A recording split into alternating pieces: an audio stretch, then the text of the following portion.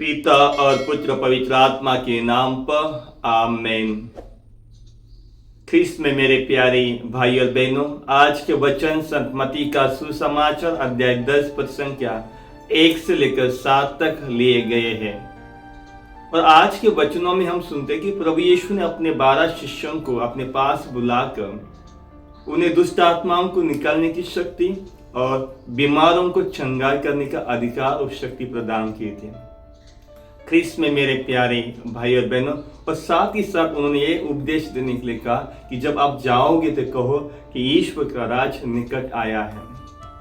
क्या है ईश्वर का राज? जब प्रभु यीशु आज के सुसमाचार में कहते हैं कि जाकर बताओ कि ईश्वर का राज निकट आया है।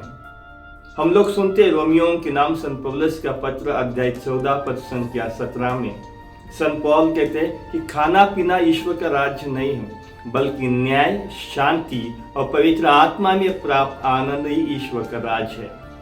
न्याय, शांति और पवित्र आत्मा से प्राप्त आनंद ही ईश्वर का राज है।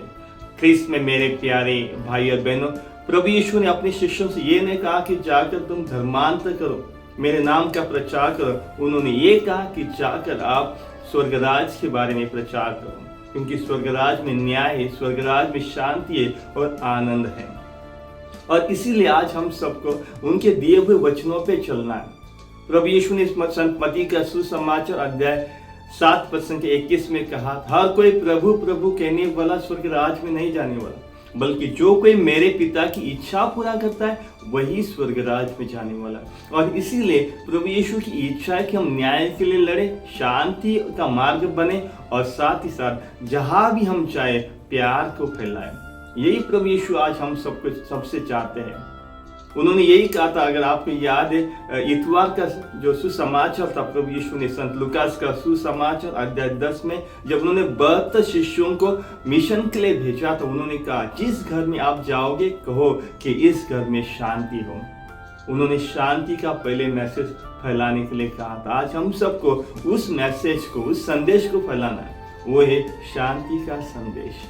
जहां भी हम जाते हैं वहां पे शांति होना चाहिए, प्यार होना चाहिए, दया होना चाहिए, और यही ईश्वर का राज है। अगर हम शांति में जीते, प्यार का आज हम संदेश फैलाते, वही प्रभु यीशु हमसे कहते हैं कि यही स्वर्ग राज है। और साथ ही साथ हम लोग सुनते संत मरकुस का सुसमाचार अध्याय 12 पद संख्या 34 में, वहां पे एक शास्त्री ने प्रभु यीशु से पूछा था कि सबसे बड़ी आज्ञा कौन सी है। तब प्रभु यीशु ने उन्हें कहा कि अपने ईश्वर को सारे हृदय से, सारे बुद्धि से, सारे आत्मा और शक्ति से प्यार करो, वही सबसे बड़ी आज्ञा है। और तब उन्होंने, उस शास्त्री ने कहा कि गुरुजी आपने सही कहा, इससे बड़ा कोई बलिदान नहीं।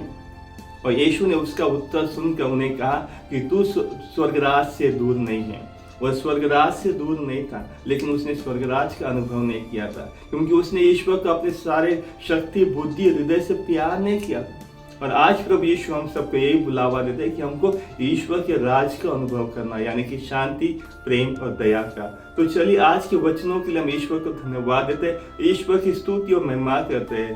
पिता, पुत्र, पवित्र आत्मा की बड़ाई होवे, जैसे वह आदि में थी, अब है, अंतकाल तक सदा रहेगी। आमीन।